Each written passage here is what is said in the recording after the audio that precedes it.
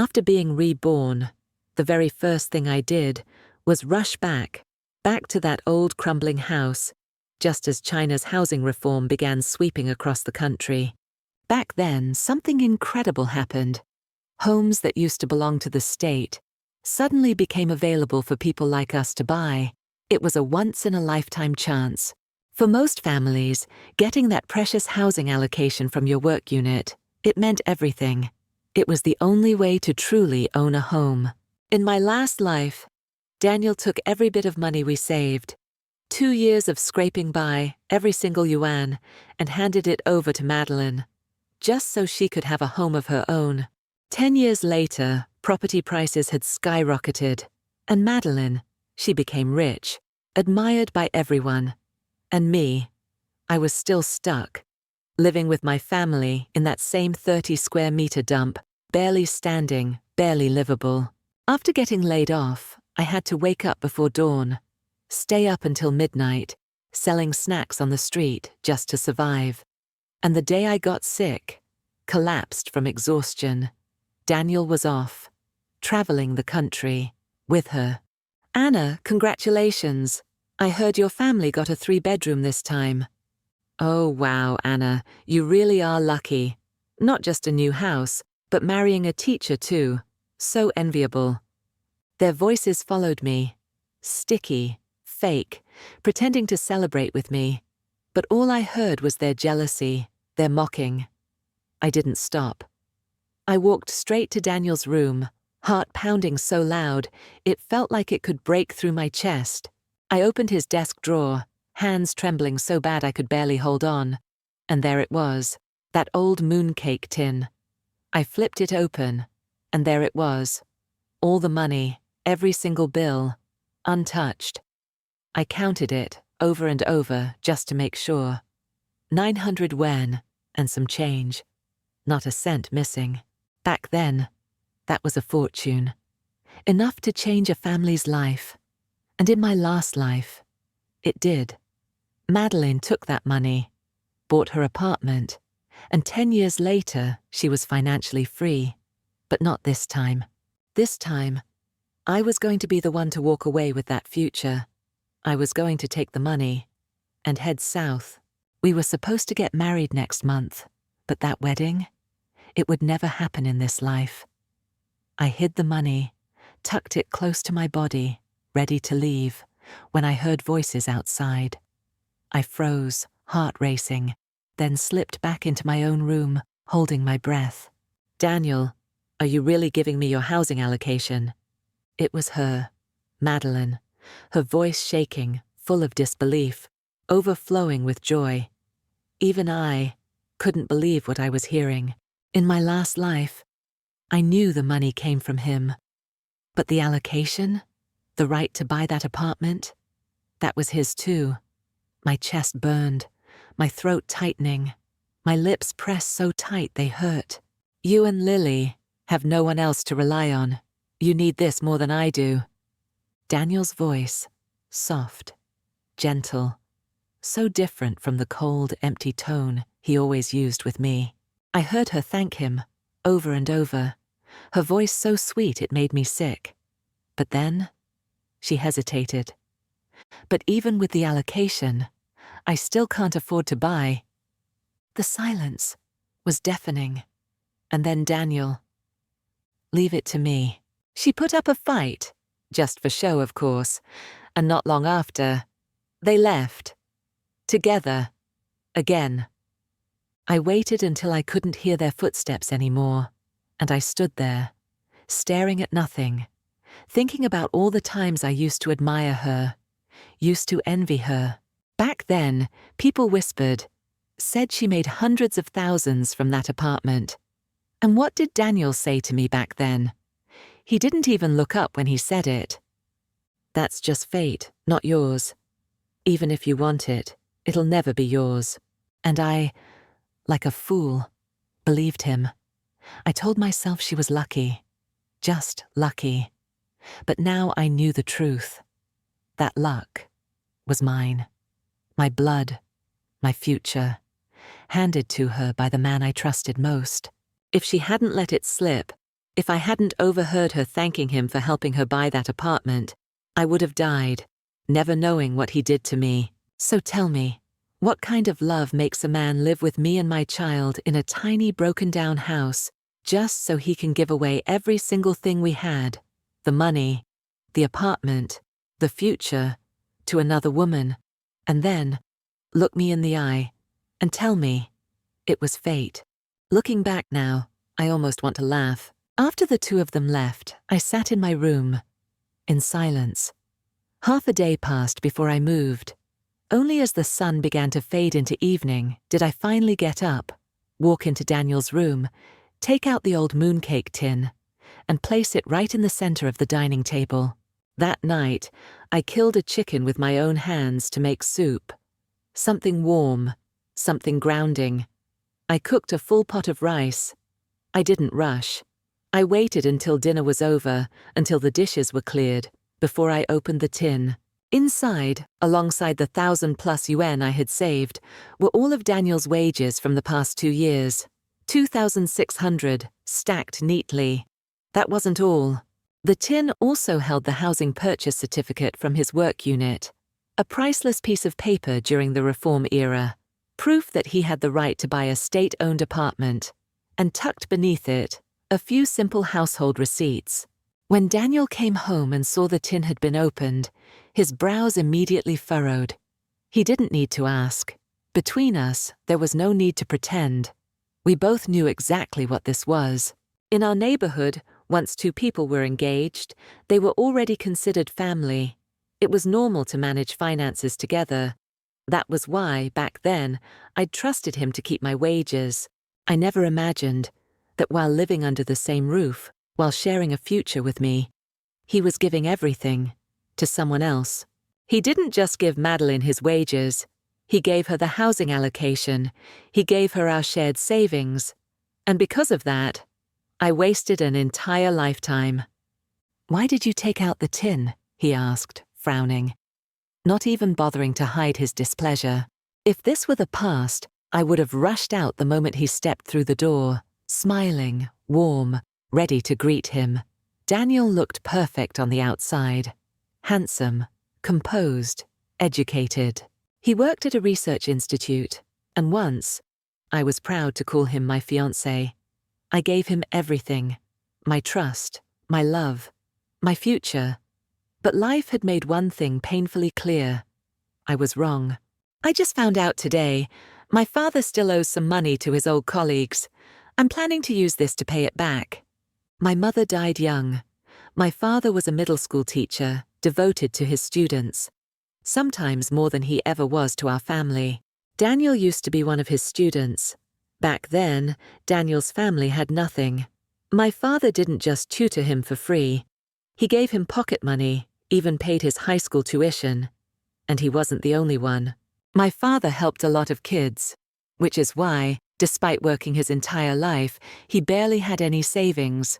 Every time something serious happened, he had to borrow. Daniel didn't question me. "How much does he owe?" he asked, his voice distant. 3,000, I replied. He blinked. "That much?" "I have the I owe us if you want to see them." I started to get up. He waved a hand. "Sit. I'm not saying I don't believe you." Then after a pause, he added quietly, "Can you maybe put it off a little while?" I didn't answer. I just looked at him. Of course I knew what he was thinking. He wanted to take the money and give it to Madeline. Just like before, I let out a cold laugh in my head. Dream on. I was getting ready to head south, to start a new life. Without this money, what would I have? In the end, he didn't dare ask for it. He just muttered, "You keep the tin then." After he left, I opened the old account book my father used to keep. He'd always been generous, but he was also meticulous, especially when it came to money, especially when it came to helping Daniel. I had never cared to look at the details before, but now, as I flipped through the pages and tallied up every line, the total hit me like a slap. It wasn't just high school tuition and a few meals. Even during university, My father had been helping Daniel with living expenses. The total? 2,800 yuan. Money my father had scraped together over 3 years. Money he denied himself, just to help Daniel climb higher. I didn't hesitate. I took 2,600 from the tin, the exact amount that belonged to Daniel. As for the 200 and change that was left, I let it go. Consider it dog food. I folded the money carefully and hid it, planning to return the empty tin to Daniel the next morning. What's mine, I will take openly, but what isn't, no matter how small, I won't touch. That morning, while I was making breakfast over the old stove, the white rice bubbling and steaming in the pot, I heard something, faint, almost hidden. Soft sobs. Just outside. It was Madeline. Her eyes were red, hair loose, falling messily over her shoulders, and the way she pressed herself against Daniel's chest, like she belonged there. I stepped out of the kitchen, wiping my hands on my apron, my voice cutting through the quiet. "What are you two doing?" At the sound of my voice, Madeline jerked back, quickly wiping her tears before turning toward me. "Oh, please don't misunderstand, Anna," she said sweetly, as if we were family already. "I just had nowhere else to go, so I came to Daniel." She really knew how to play the part. The three of us had actually grown up together, back when everyone still squeezed into tiny wooden houses, sharing courtyards, borrowing salt and soy sauce from next door like it was nothing. Daniel and Madeline had been neighborhood kids, running wild through those cramped alleys, always together. Then came the fire, a massive blaze that tore through the neighborhood. No one died, but entire streets of homes turned to ash. After that, families started building their own houses, one by one. Later, Madeline married a young apprentice from the Mai family's workshop, but he died young, barely surviving long enough to leave her with nothing but a pile of debts and a child to raise. That's when Daniel showed up again, helping her move back to her mother's place. And as for her story about having nowhere else to go, the truth was, ever since she moved back, she never stopped fighting with her sister-in-law. Every time they argued, she ran straight to Daniel, and he always looked like he'd take care of her forever. The ridiculous part was, in my last life, I actually believed Daniel saw her as nothing more than a little sister. "Daniel's about to get married," I said, my voice cool as ice. "If you keep throwing yourself into his arms like that, people might think you're trying to marry again. Not exactly a good look for a widow these days." I had no intention of going through with that wedding anymore, but I still couldn't resist stabbing her right where it hurt. Madeline's face twisted on instinct. She glanced at Daniel, like she expected him to defend her. And of course, he did. "What are you saying? Don't be ridiculous," Daniel snapped, his brows furrowed. I just smiled coldly, turned my back, and walked straight back to the stove, ignoring them both like they were never there. After a while, the sobbing stopped. The house fell quiet again. Later that morning, I headed to the factory. I worked as a quality inspector at the local MSG plant. Back when I first graduated high school, getting assigned to a work unit like that felt like winning the lottery. A job for life, or so we thought. But I'd already lived through what came next. I knew the truth better than most. In just a few short years, the economy would shift. Factories like ours would be forced to reform. Thousands would lose their jobs. And this time, I wasn't going to wait around for it to happen again. This time, I was going to sell my work allocation, the rare right to that so-called secure job, before it turned worthless. Back then, the ones who dared to move first, the ones who caught that first wave when the country opened up, they became rich. Filthy rich. But who could I sell my job to? I'd have to think carefully. On my way home, I found myself walking past that empty lot, the same one Madeline had bought in my last life. Right now, it was nothing but wild grass, but in 3 years, apartments would rise, and 10 years later, the price would skyrocket. Last time, that lot had turned her life around, but this time, without someone handing her thousands of yuan, She'd never even get close. When I got home, I stopped dead in my tracks. Daniel, in the kitchen, cooking. That man never touched a frying pan in his life. And yet tonight, there were dishes already on the table. Meat, vegetables, even fish. You're home? Go wash your hands. Dinner's almost ready. I didn't question it. If someone wanted to cook for once, who was I to complain? The meal was good, better than usual even, but I could tell, from the moment we sat down, he had something to say. I watched him fidget, clearing his throat, glancing at me again and again, but I kept my head down, pretending not to notice. He wasn't used to me treating him this cold. It made him restless, uncomfortable. He tried, more than once, but the words just wouldn't come. And then, the door opened again. Madeline. The wind outside was howling. She stepped in like she belonged there. Daniel rushed to greet her, handed her a hot cup of tea. She sat down with that same bright smile, like none of what happened this morning had ever happened at all. "Thank you," she said sweetly, looking right at me. "Thank you for giving me your housing allocation and even lending me the money to buy the house." I looked straight at her, pretending I had no idea what she was talking about. "What housing allocation?" Madeline stiffened, clearly thrown off. She stood up, her eyes darting to Daniel for help. "Daniel, Anna, don't tell me you haven't heard?" She gave a nervous little laugh, but her eyes, they were gleaming with triumph. "Daniel gave his housing allocation to me." Daniel said nothing, just sat there, watching me. Madeline, though, she leaned in, her voice all sweet and fake. "Oh, Daniel, I know you care about me and Lily, but something this big, shouldn't you at least tell your fiancé? I mean, sure, you're not married yet, but it's your property, so of course it's your decision." She paused, pretending to catch herself. "Oops, I've said too much. I'll be going now. Daniel, Anna." Daniel reached out, gently reassuring her. "It's all right. My things. My choice. Don't worry. You can go." And she did, smiling as she walked out like she'd already won. I finished the last bite of my meal in silence. I stood up to leave, but Daniel finally spoke. "Anna, can we talk for a minute?" I sat back down, slow, deliberate. He hesitated, fidgeting again.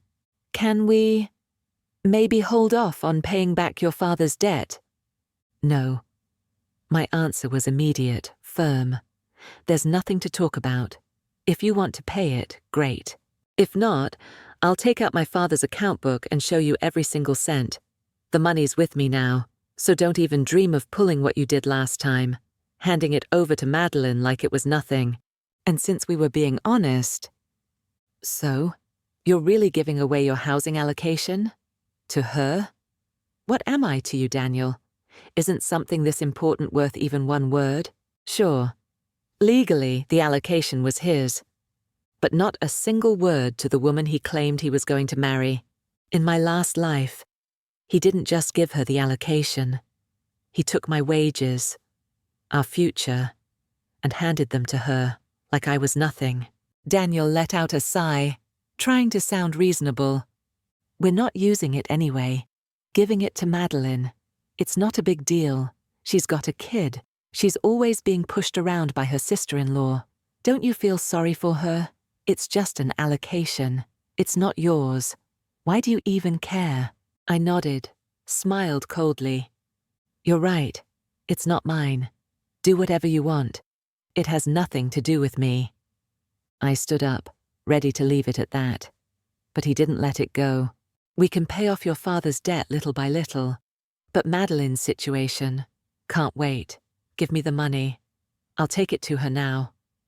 He held out his hand, like it was the most natural thing in the world. I got up, walked into my room, and came back with the mooncake tin. He thought I'd finally given in. He actually smiled, like he'd already won.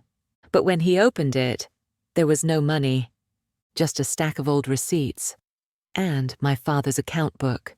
His face darkened. What is this? I didn't even blink. Take a look. He flipped open the first page, and then the next, and the next. By the end, his face was like stone. What's the meaning of this? I leaned back, calm as ever. It's all right there. Every tuition fee, every meal, every bit of money my father spent on you over the years. 2,800 yen, all written down, clear as day. Go ahead, count it yourself. He took a deep breath, the kind you take when you're trying not to lose control. You're asking me to pay you back? I nodded slowly. Call it whatever you like, but as for handing that money to Madeline, don't even think about it. According to these records, you still owe me over 200 yen. At first, I was willing to let it go. But now? Number. Or are you planning to let my father die and have everyone say he left his debts unpaid? He stared at me, like he couldn't believe what he was hearing. You're really counting every penny with me. I let out a quiet laugh. Of course, money and accounts should always be clear. He was speechless after a long pause. He tried again. Anna, I never thought you'd become so cold. What about our wedding next month? Don't you want to get married anymore? A threat, plain as day. My eyes stung. I could feel the burn, but I refused to blink. My father had trusted him. Even on his deathbed, my father had asked Daniel to take care of me. Daniel had promised to marry me, to protect me for the rest of my life. I believed him. I believed him because he was the only one who stayed by my side when everything else fell apart. And now, he dared to threaten me. For her. I laughed. Low, cold, empty. Did he really think I couldn't live without him? If you want to call off the wedding, I'm more than happy to agree. Daniel clearly hadn't expected me to be so direct. He froze for a moment, stunned, unsure what to say. I gave him a soft, almost amused smile.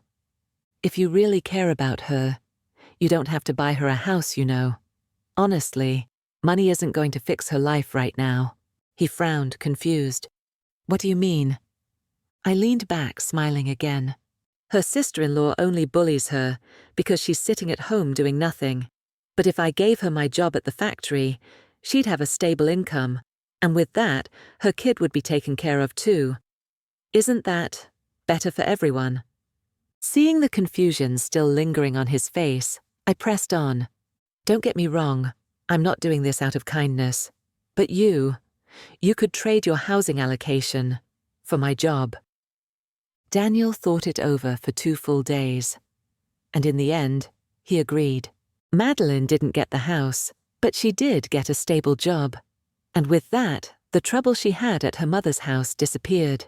She was actually grateful. She even thanked me, like I'd done her the biggest favor in the world.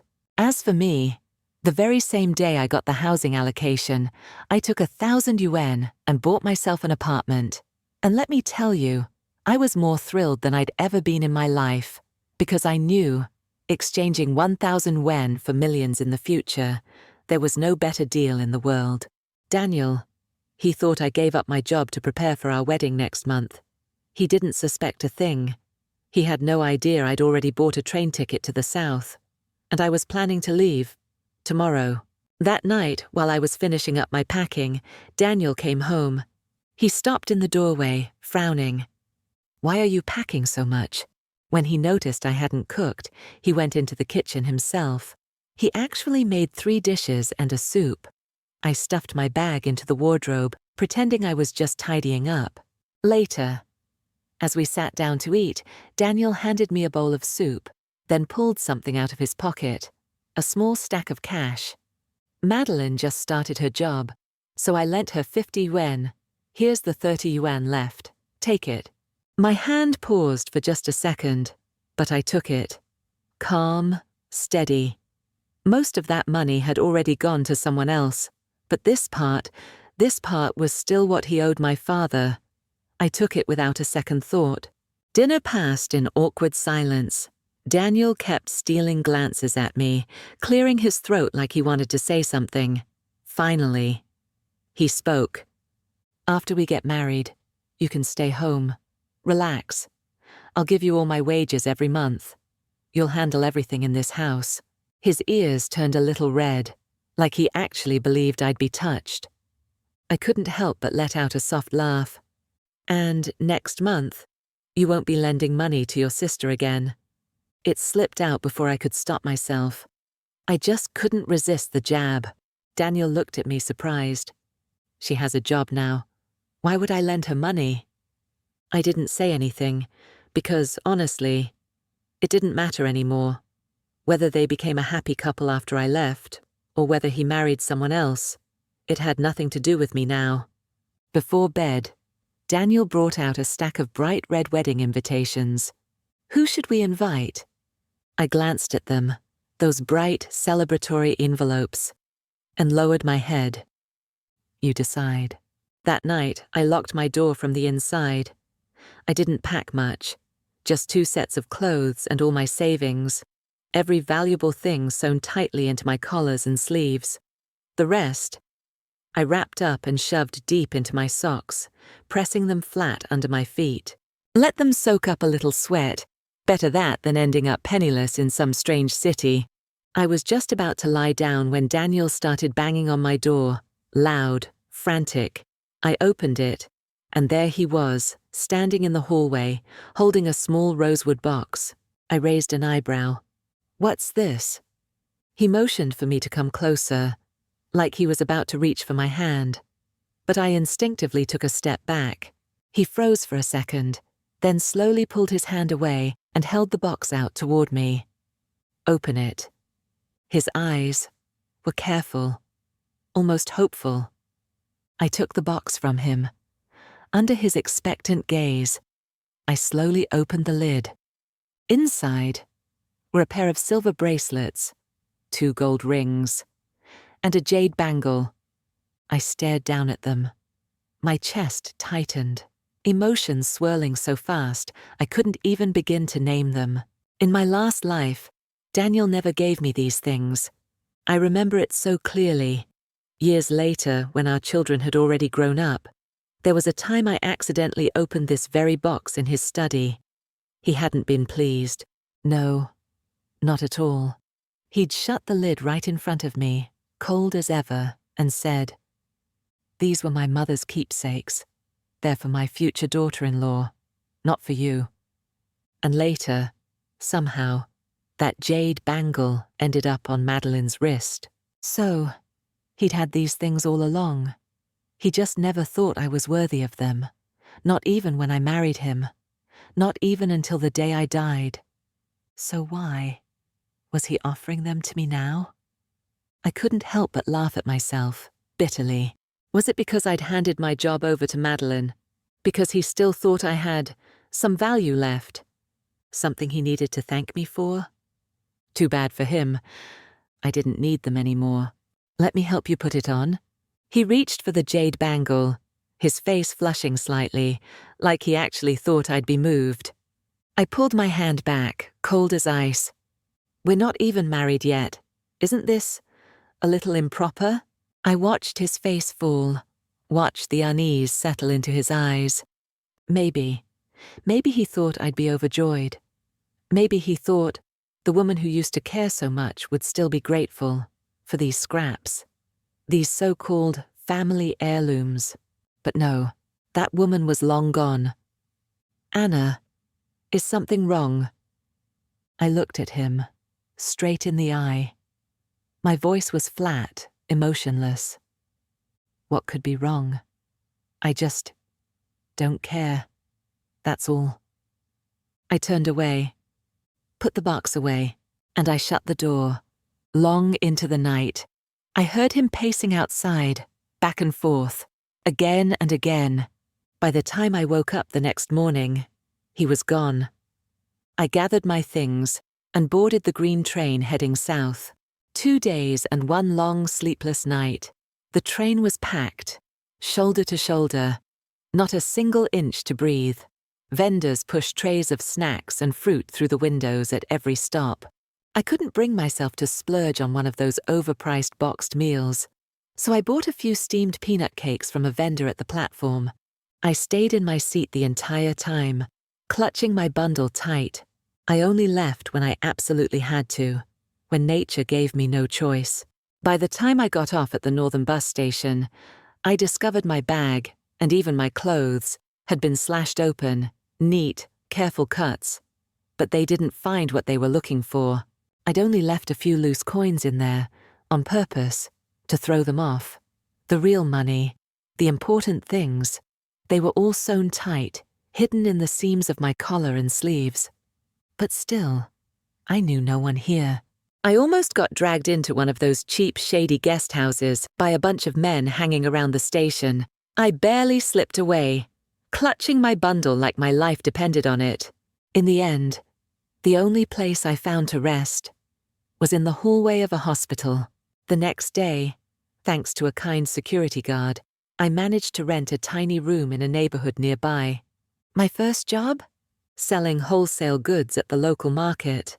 I started at the very bottom, knew nothing about sorting or managing stock. Nothing.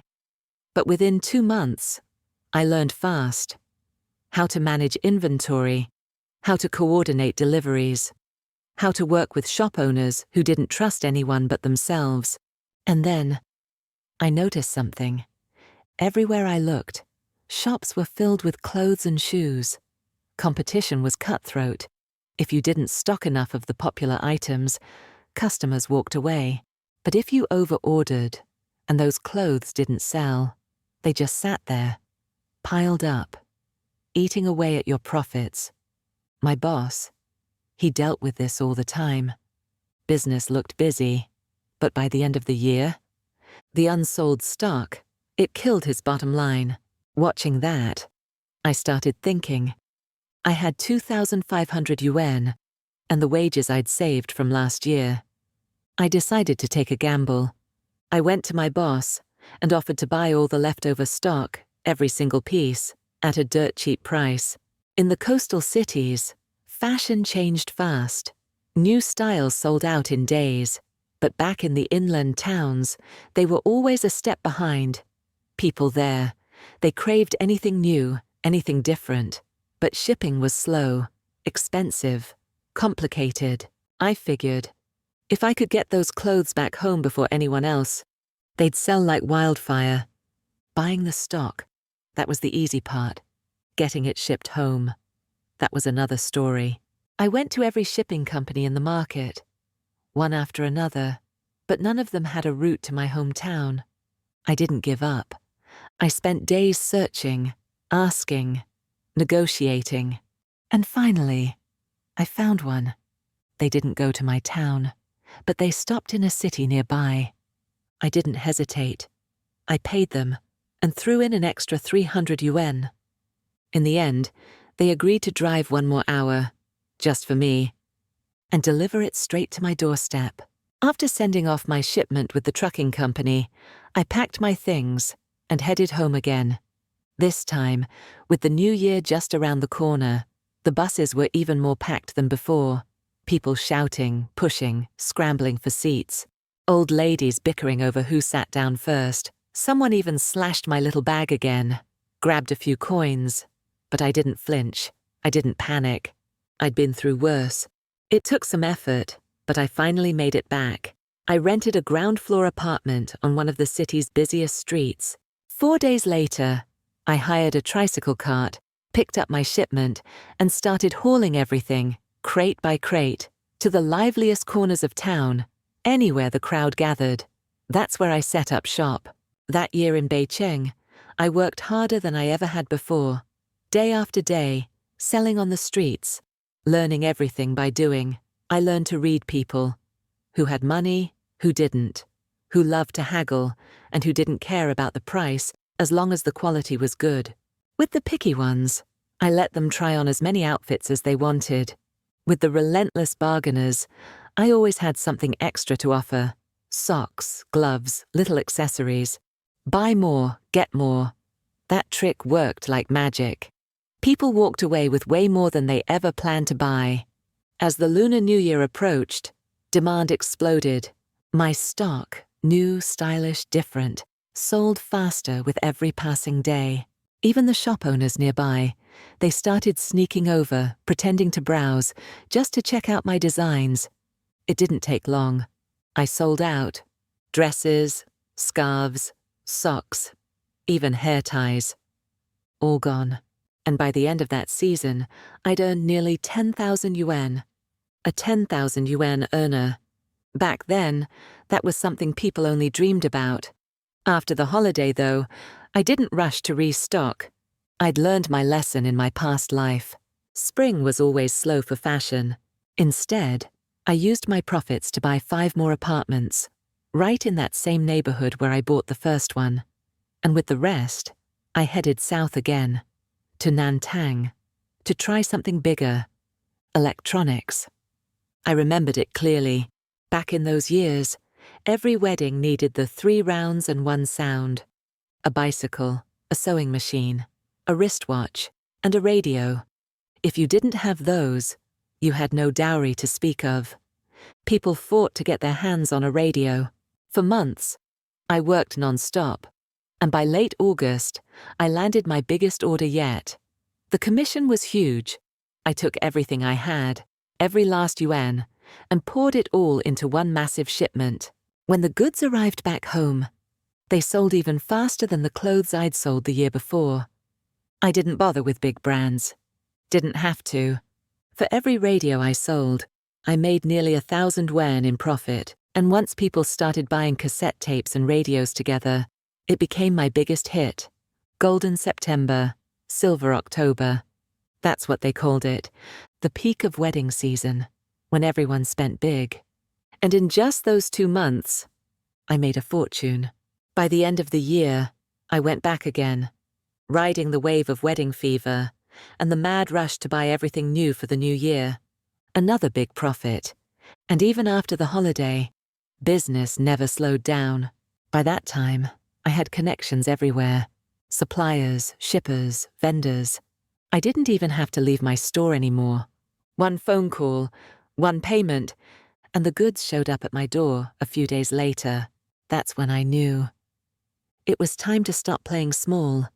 The guerrilla tactics, the street stalls. They didn't fit me anymore. So I rented a storefront, right in the heart of the busiest commercial street in the city. And I didn't stop there. I rented a spacious ground floor apartment, turned it into a wholesale hub. Sure, wholesale didn't make as much as selling direct. But the customer flow? It was huge. When I couldn't handle it alone, I hired 3 staff to help me run the place. And at night, I signed up for university classes. Because if there's one thing I knew for sure, in this world, you can never have too much knowledge. Daniel, we're married now. You didn't even throw a proper wedding, and now you won't even buy me a sewing machine. That voice, sharp, familiar, made me glance up without thinking. There she was, Madeline, her eyes glossy with unshed tears, dragging little Lily along, standing face to face with Daniel, right at the entrance of my shop. 2 years had passed, and Daniel, once so sharp, so cold, like some distant mountain peak, now looked worn down. His skin was darker, weathered, his face thinner, gaunt. I could have sworn there were streaks of grey in his hair. Maybe he felt my gaze, because in that moment, Daniel turned, and when our eyes met, he froze. Madeline frowned, following his line of sight, and when she saw me, she flinched. But just for a second. Then, she seemed to remember something. She straightened her shoulders, adjusted her hair, and put on that same practiced smile. "Oh, isn't this Anna?" she called out, pretending it was some happy coincidence. "What are the odds? Working here, are you?" One of my staff started to answer, but I cut her off with a single glance. Madeline, ever the actress, slid her arm through Daniel's, her hand smoothing down her hair like she hadn't just been fighting with him in public. "It's been a while, Anna." I smiled, cool and light. "Out shopping, are you?" "Daniel." His eyes turned red. His lips trembled, like he wanted to say something. But no sound came out. Madeline shot him a glare, then turned back to me, that fake smile never leaving her face. "I guess you haven't heard. Daniel and we're married now." I smiled wider. "Congratulations. Picking out wedding gifts, I take it." Madeline nodded, her pride shining through no matter how much she tried to hide it. She insisted I show her around the store, and under her sharp gaze and my perfectly faked admiration, she walked out with a radio, a sewing machine, and the most expensive color TV we had in stock. And just for her, I added an extra 1,000 yuan to the price of that TV, a little souvenir. When she handed over the money, I saw it. The way Daniel's face darkened, like he'd just swallowed something bitter. But Madeline couldn't help herself. Before she left, she turned back to me one more time, that smile sharp as glass. "You must be exhausted, working here all day. I hear shop staff get a commission. With everything we bought today, you must have made a pretty penny, huh?" I bit back a laugh and replied just as sweetly, "That's right. Thank you both. Truly." Right then, a middle-aged man walked in, hurrying toward me. "Boss, is my TV ready?" He was looking right at me. The smile on Madeline's face cracked. She turned to stare at me, wide-eyed, like she'd just swallowed her own tongue. I didn't even blink. I led the customer to the storeroom, grabbed the TV I'd set aside days ago, and by the time I came back, the two of them were already gone. That night, after closing the store and checking inventory with my team, I locked up and headed home. I hadn't gone far when I felt it. Someone following me. I slipped my hand into my bag, reaching for the pepper spray I always carried. But then, "Anna, it's me." "Daniel." We ended up at a little noodle stall on the street corner. 2 bowls of stir-fried noodles between us, and all around, the sound of life going on. Laughter, clinking bowls, sizzling oil in the wok. So ordinary. So far from the life we once promised each other. But between us, there was nothing but silence. Thick, heavy. The truth was, for me, Daniel had already become part of another life. A life I'd left behind 2 years ago. Since then, I hadn't thought about him much. Not really. Not when every single day was about making money, buying property, building something that was finally mine. If it wasn't for today, I might have forgotten his face altogether. When the noodles finally arrived, I realized I was starving. I picked up my chopsticks and started eating without a word. Daniel just sat there, staring at me, like he didn't even know where to begin. After a long while, he finally broke the silence. "Anna, these past years, have you been doing well?" I nodded without even looking up. "Very well." And I meant every word, because the day I left Daniel behind was the day my life finally started to get better. He looked at me for a long moment, his eyes dark, heavy, complicated. "Anna, I'm sorry." My chopsticks froze midair. I hadn't expected that. I hadn't expected him to actually say it. His face looked hollow, defeated. "I know, you left without a word, because you were just too disappointed in me. I was engaged to you, but I kept seeing Madeline, taking care of her, more than I ever did you. But I never thought she'd go around telling people she already belonged to me." I let out a low, cold laugh. "So, the little sister turned into the lover, huh? Not bad." I leaned back, shaking my head. "You two were never actually brother and sister, But you sure loved parading that label around, didn't you? Little sister this, little sister that. No wonder when Madeline finally said it, people believed her. Even you never once tried to stop the gossip. Daniel's voice dropped to a mutter. Her family. They forced me to marry her. But she already had a child. And my mother, she would never agree. So they brought her whole family to make a scene at my work, even at my mother's workplace. I raised my hand, cutting him off, fed up. Stop, just stop. I dropped my chopsticks onto the table. You're married now, Daniel. What's the point of telling me all this? Do you think it changes anything? I stood up, pulled out 100 yen and handed it to the stall owner. Enjoy your noodles. I'm done.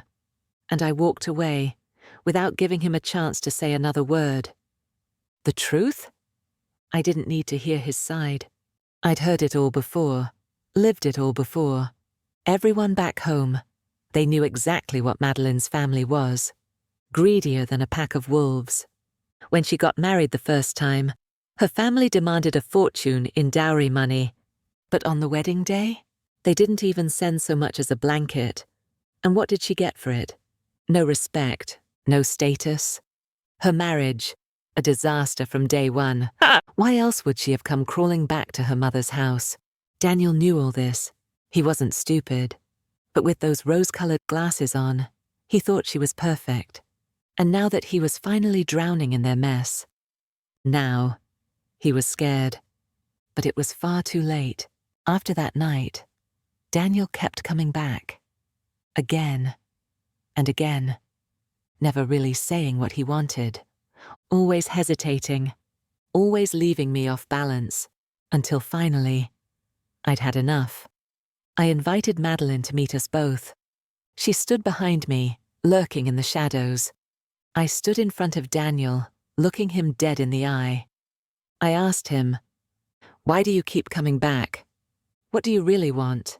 Daniel took a deep breath, like he was finally ready to say it out loud. "Anna, do you think there's still a chance for us?" I laughed, sharp and cold. "You're married, Daniel, and you're still chasing after me?